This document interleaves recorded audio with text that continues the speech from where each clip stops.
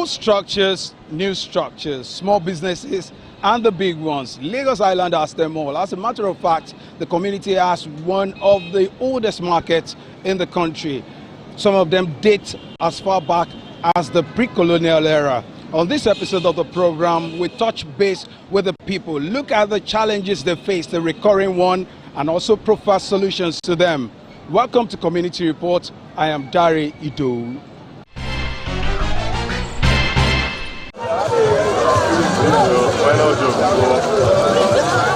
The Lagos Island plays host to different markets sprawling across streets. Idumota Market, Balogun Market, Dosumu, and other markets located in the districts have made it even more bustling as it remains a source for different goods and services.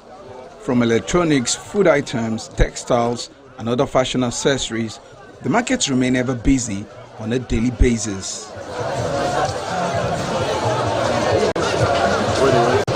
Isaleko is known for its business nature, which is characterized by high competitiveness. The district is a unique blend of old and new, tradition and modernity. It is home to some of the oldest businesses and the structures in Lagos.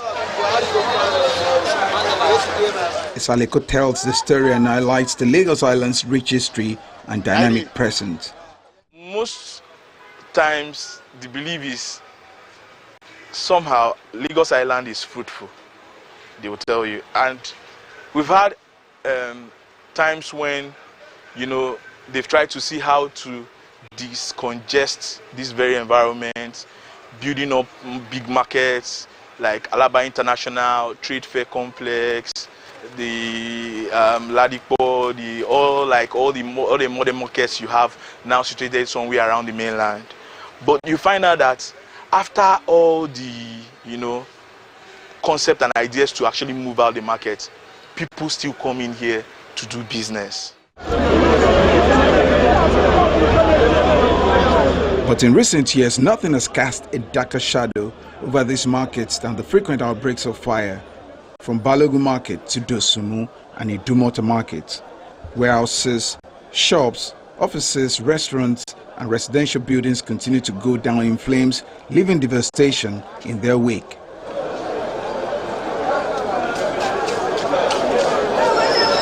It is hard to track the many and prevalent fire incidents at these markets in Lagos Island. In the space of just a few years, multiple incidents have ravaged the market, destroying properties worth billions of naira and disrupting the livelihoods of countless traders and residents.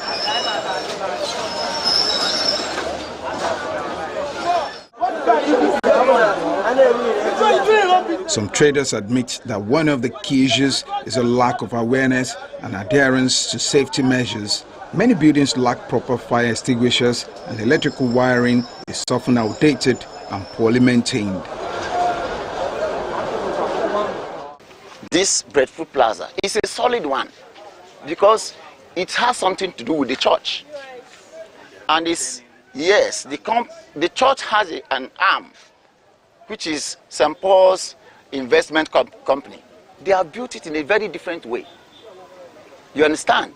At least they have water, they have things that they can quickly use to attack fire when it comes. Oluwole there is built by government. So the fact that it's built in a modern way to, solve this kind of problems when it comes, the other ones don't have. Some of them, sorry to say it, will hang lister, on the stairway. On the stairway. And if anything happens, the direction of the wind is consumed. Fire accidents are frequent on Lagos Island, and here are the major ones since 2019.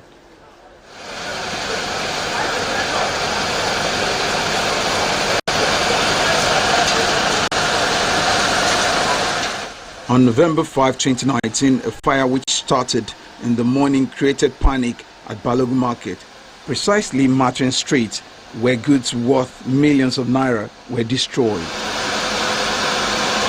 At least 5 buildings, including Anambra Plaza, were caught in the inferno of January 29, 2020.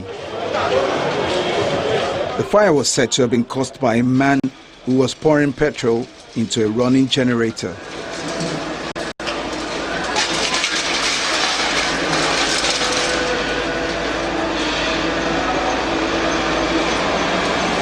On December 16, 2021, traders who were gearing up for the festive season sales woke up to the news of their items and shops burnt to ashes.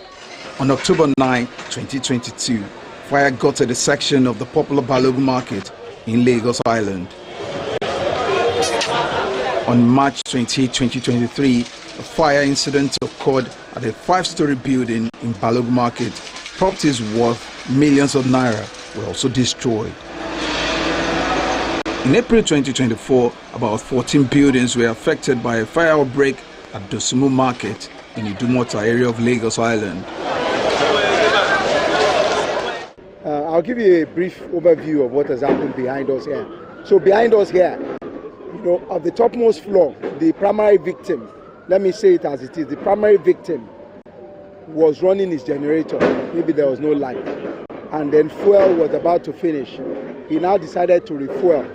He was refueling the generator without turning off the generator.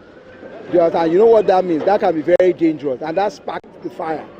And immediately the generator started burning. What he did was he had several jerrycans of petrol on the upmost floor. He started throwing them down.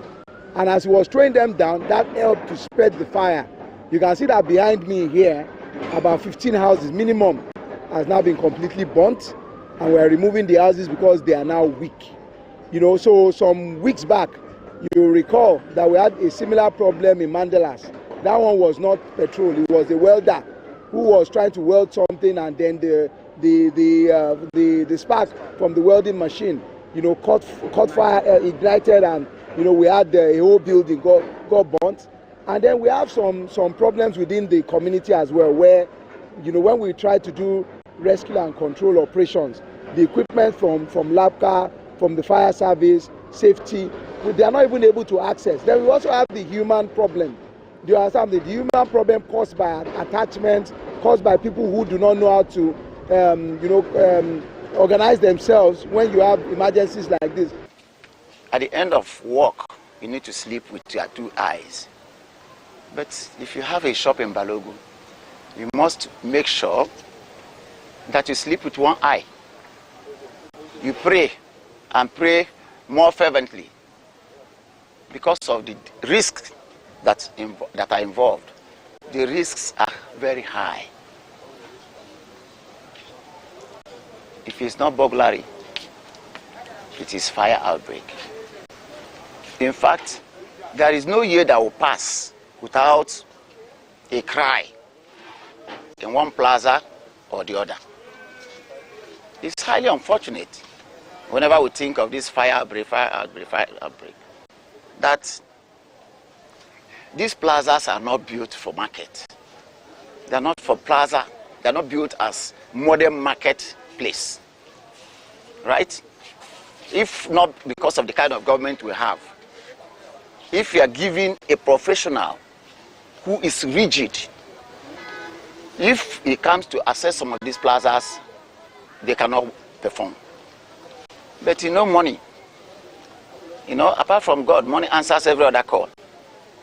So when they come or something like that, the assessment becomes a different thing altogether. So, and the way and manner the plazas are built at the same time leads to this fire outbreak. Some people use different electricians. You don't have a standard electrician, a particular electrician who knows the job. If you have a particular electrician that works for you, or you have maybe this electrician, you have another 2 or 3, one is heading them, so that whatever they do, somebody is there to supervise it. We know the type of cables we have in the market today. Some of the cables are buy and kill yourself. Because nobody wants to buy the quality one that will last. If you switch on from NEPA to generator, you'll be hearing perceiving smells of wire melting. So if they start from one place to the other, look at the way these ones are put now, right? From cable to one dress, it's finished. And if it's a modern market, before it gets to the next shop, before it finishes with the one shop, at least the other shops should be rescued. But the problem here, because it's not built that way, once it peaks, right, it becomes, what do you call it, for the hoodlums around. It becomes their day. Because many of them that bring these things out, they show it to the other people and they goes. So that is just by the way. At least some of the plaza owners are learning their lessons. They don't allow multiple generator usage, right? Some people will put their own, when you are hearing the other side, and different strengths of generators. As important as insurance may seem for these traders, many of them are not covered, and there are different reasons why the trend continues. Like insurance will say that any risk that can be measured can actually be insured. It's another conversation. What will be the terms of the policy? What will be the rates? What will be the cost? That's a different kettle of fish. But definitely, it's actually insurable. Okay, so insurable. But okay, now I want to go from general to specific. The major reason why we want to have this interview is we noticed that over time, say Balogun Market, Idumota Market, they've had a lot of fire incidents from, I can't even count, I've lost count. But the thing is that every time there's a fire incident, they've lost money. Why do you think they don't have insurance? I think there are a lot of factors. First has to do with knowledge gap. For some people have a wrong perception about insurance. Some believe that if you are insuring an asset, that means that you are already invoking the gods that evil should actually even come. Some believe, and some people also believe that insurance is fraud. They don't know how the process is actually even. So some of people, that's the knowledge gap. And then also there are some people that the technicality, they don't understand it. And then some also, right, they don't even have, they've not been able to reach an agreement with the insurance company, right? Because for the insurance, because let's also forget that the insurance companies also, they are into business to make profits. So there are some things that they would like to be in place for them to actually have that policy. For example, fire extinguisher, access road to, let's say, a fire truck if there are incidences, and what you should actually have there. Some have not been able to reach agreements with those insurance on all those things over there. And let me also add, there are some people that have had bad experiences with some insurance companies, and some of them just feel like, well, look, I'm not doing insurance again. Okay, so now let's be more specific now. Say Balogun Market, for instance, and what you have actually pointed out is a problem there. Every time there's a fire, firemen will always complain that there's always a problem of accessing the market or where the point where the fire started from. So what are those things that an insurance company will be asking for in specific terms? Okay, first, I think definitely the insurance company will want there to be an access road so that if there's a major fire incident, a fire truck can easily get there. Then also, there will be the insurance company will also like to be some things like fire extinguishers, all those things that could be used to actually put out fire, right? And then there's some things like fire blankets, they would like it to be there. There will also be some concern about what you can put in your store, right? So for instance, incinerator and things like that. There will also be concern about that also, that those things are not even been there, are not there also. Okay, so in this particular last case as well, so they pointed at there are generators. If you've gone to Balogun Market, you see how suspended they can have generators on elevated platform. So are these red flags for insurance companies? Oh, definitely, those are red flags for insurance company. And you realize that if an insurance company is actually even constrained to even insure that asset, the premium rate is going to be very high. Because remember that for insurance also, they higher the risk, they higher the premium that they will actually even be faced to. And I think an insurance company will be more comfortable if they have more people, a pool of people, and then also they can even tell them and even advise them on those how those electrical appliances can even be arranged to reduce the incidence of fire, to reduce fire incidences. What are the solutions? What are those low-hanging fruits for them if you are going to advise anybody in that market? Okay. I think what I would advise them to do is to come together as an association and then approach an insurance broker, because fire and insurance is a bit technical, right? What do you want to be covered? What clauses do you want to be included? Because, right, as a layman, you can go and sign a fire insurance policy. Some of those policies might not even cover some of your needs. So I advise them, let them meet an insurance broker. An insurance broker will advise them on the appropriate policy to actually be adopted. And then definitely with the interaction also with the insurance company, they can talk about the conditions that they can actually put in place to ensure that fire incidences are actually reduced. And even in the let's say, in a case that we have fire incidents, they can easily get their claims out also. So some of the challenges that you can see generally in Nigeria, do you also see a Nigerian factor playing out generally, especially when it comes to this aspect of insurance that we're talking about? Yes, definitely. I think a lot of people, knowledge about insurance is actually limited. Even among the educated populace, you realize that a lot of people they lack understanding about the various type of insurance that you can have, what can be covered, when there are incidences, how do you get your claims out and all those things. So I think number one, there is a knowledge gap, and there is also the false belief, right? Some believe that their faith doesn't encourage insurance, but we realize that every faith encourages insurance. Even in Islamic religion, they even have their own form of insurance that we call takafu. Right, so I think that one also helps. In negative, people don't have a lot of knowledge about it, right? Negative perception, and also negative perception about insurance. Because to be honest, a lot of people have had bad experiences with insurance in the past. So a lot of people are just reluctant to even take on insurance policy. But like everyone said, that look, insurance is very good. Just ensure that you actually go with a reputable insurance company, right? And then that will actually even help prevent the losses that from many fire incidents. I know you've spoken about this, but I want you to also help me elaborate more, especially when it comes to the type of goods or services that can be insured. So for instance, in that market now, some of them are selling clothes, some are selling shoes, some are selling maybe highly inflammable materials. So enlighten me, what are the differences for as an insurance person? Okay, for instance, you can insure your goods alone in the store, right? And it's possible for you to even insure the store. So if you insure the goods alone in the store, so if in the unfortunate instance that you have a fire incident, right, you only be compensated to the extent of the good lost, right? However, if you insure the whole store, probably you own the whole store, right, you'll be compensated with the cost of even fixing the store itself, right? And even there are some insurance that you can take that the period in which you've actually have to close the shop, probably maybe the fire incidents happen, the period in which you are not even making any money, the income loss, you can also insure it such that you also be compensated for that income loss. Anything, like I said earlier, any risk can be insured, right? Once you just have an agreement with the insurance company, both of you discuss, you agree on the terms and also agree on the premium that will be paid. You know, as a property owner and as somebody that is renting, you must have insurance. Do not rent a house that doesn't have insurance. There are different categories of insurance. There is insurance for my home. If anything gets damaged in my home, the insurance company will pay me. There's an insurance that covers not my home but the third party. If my house gets burnt, at least because the fire started from me, you understand? At least my insurance company will take care of the third party, so that the third party does not come after me and sue me, take me to court. You understand?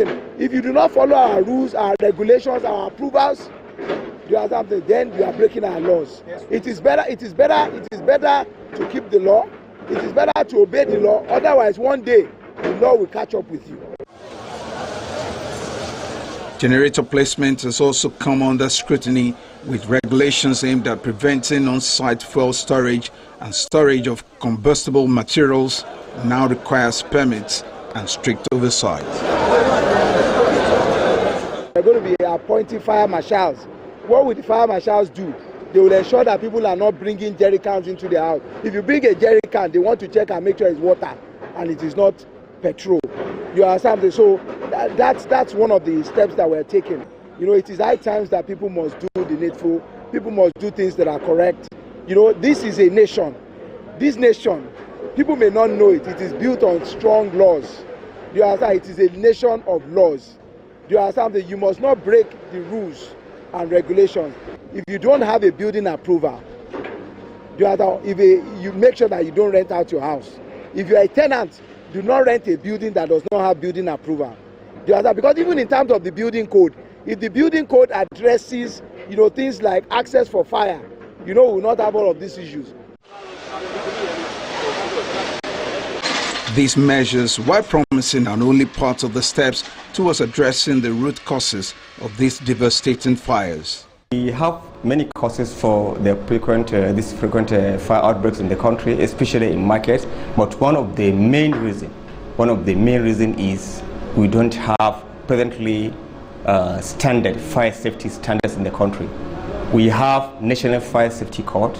It's an old fire safety code that was signed into law by the former Minister of Interior as late as around 2012. So that fire safety code has already been put into practice.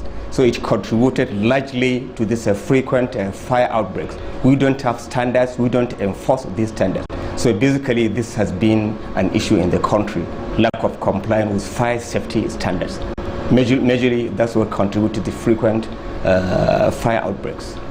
We have seen that in this month alone, where we experienced almost 2 or 3 major fires in even Lagos. April 9th, we had a major one which claimed close to 46 shops or so. Just 24 hours after we also recorded another fire. But what is really happening, as I said, is a lack of standards. And when I talk of lack of standards, things happen and people, they don't know. When, if you look at the experts, really, 3 major issues that contribute to accident is people, they will do something, they will say, I didn't know, I didn't think, I didn't see. Basically, these things happen. The last fire outbreak in Lagos, the one that happened on April 10, one of the eyewitness told the fire crew that what caused the fire was one of the occupants trying to top his gen with either diesel also. So as a result of that, the fire started from there. So you can see he didn't know, maybe lack of awareness, lack of the standards. Nobody is there maybe to get the people, to sensitize the people. So basically these are the kind of things contributing to these frequent fire outbreaks. Now as EPAN, also as the president of EPAN, I have to commend some of the steps taken presently by the Lagos State government. Immediately they noticed these frequent fire outbreaks. Part of what they did was to appoint what they call fire safety marshals across most of the major markets. So this will help. Also what they did, they were trying to make it compulsory for most of the shop owners to possess this portable fire extinguisher and device which we call a fire extinguisher. And that will also go a long way. And also after investigation, part of the main reason attributed to the cause was issue of electrical fire. So what the Lagos State government decided to do was to see that they monitor part of the electrical cable installations. So these 3 measures taken by the Lagos State government, I believe it will go a long way in curtailing the fire incident. But the other thing to add as a FPAN is for all the states, not even Lagos, because it's an eye-opener. Once you record a fire incident in any of the markets, so other states should sit up. So one thing which is really important is for all the states to see that you make what you call a comprehensive fire risk assessment across the major markets. That will help you to identify the potential hazards. And once you identify this potential hazard, you should be able to take measures to curtail this fight. There's this notion that so many people, they have this notion that anytime there's fire, the first responders, the fire service, other emergency responders, they arrive at the scene late. So it may not be the fault. Really, part of what the government needs to do really is to properly fund the emergency service. Issue of funding is very, very important, because to curtail this incident, you must have the right equipment, proper, effective equipment. We must also have trained personnel.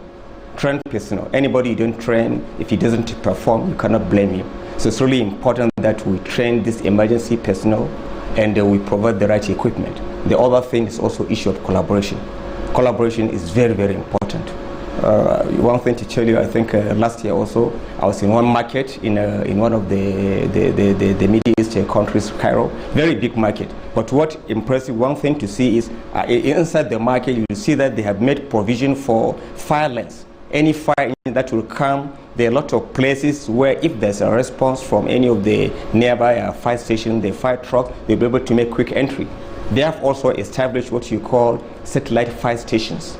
Even if it's not possible to build a big fire station, you can have a small satellite fire station where you can provide where you can be having what you call fire prevention duties. All this will help. These are really key things which at the end of it to really curtail most of these frequent fire outbreaks. But the emphasis is issue of training, issue of having the right equipment, and issue of funding. The last thing is collaboration. Very, very important. Collaboration. I am glad to say that presently among the 7-point agenda of the Minister of Interior is issue of improving response time. Response time. I'm really glad everyone is happy that that is captured in the 7-point agenda. But even to achieve the response time, you must have the equipment. The infrastructure must be right. The issue of the access to the marketplaces, all these are key, very, very important. With more awareness, enforcement, and community involvement, Lagos Island can hopefully look towards a future where its markets are not defined by flames, but the actual purpose of buying and selling.